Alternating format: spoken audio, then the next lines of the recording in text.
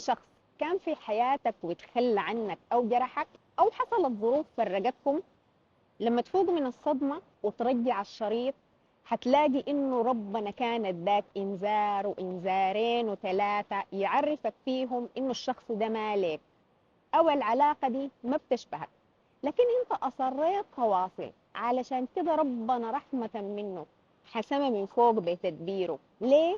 لخيرك. أنت عزيز، ما تبهدل نفسك مع ناس مالك وما تخد نفسك في علاقة ما بتشبهك.